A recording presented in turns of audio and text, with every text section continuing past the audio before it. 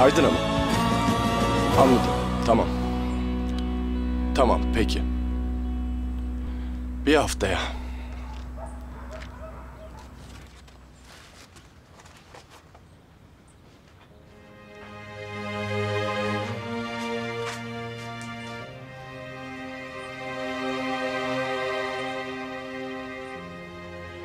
Maşallah bebeğine çok sağlıklı. Sizin sayenizde doktor hanım. Siz olmasaydınız ölür kalırdım. Allah razı olsun. Yine de hastaneye gitmekte fayda var. Allah Nazmi Bey'den de razı olsun. Her işimize koştu, yetişti. Maalesef Nazmi'den buraya kadar. Ne oldu? Tayinim çıkmış Aydın'a. Hadi ya.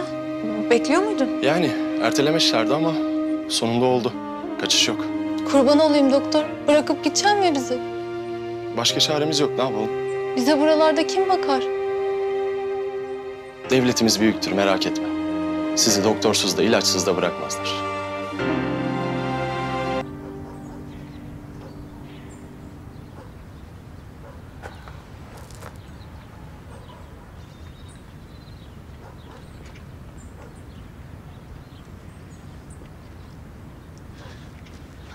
Nerede kaldınız ya? Kusura bakma ya. Kahvede kağıt oynarken vaktin nasıl geçtiğini anlamamışız. Şu herifin yarasına bakabilir miyiz? Tamam, bakalım. Ölümcül değil ama ne olur ne olmaz.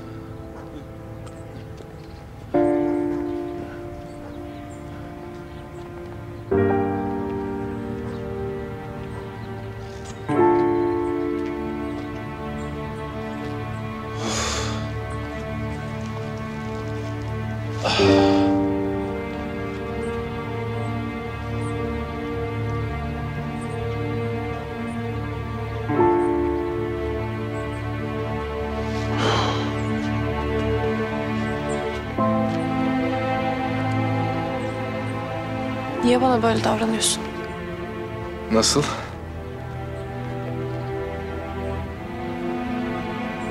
Senin için endişelendim.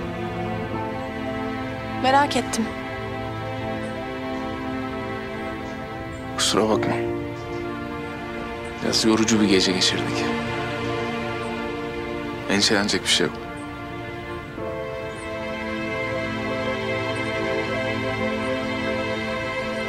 Nazmi'nin tayini çıktı.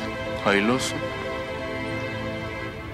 Burada bu insanlara yardımcı olacak biri lazım. Biz buradayız, merak etme. Sen bir kadını doğurtamazsın. Bir özel kuvvet askerinin hafife alma bence.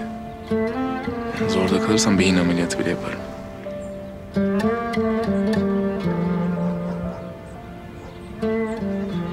Burada kalmam lazımmış gibi hissediyorum.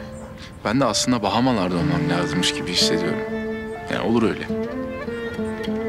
Niye burada kalmamı istemiyorsun ki? Çünkü burası tehlikeli. Özellikle senin gibi bir kız için. Ne yani? Ben senin için zengin, korkak, çıt kırıldım bir kızım öyle mi?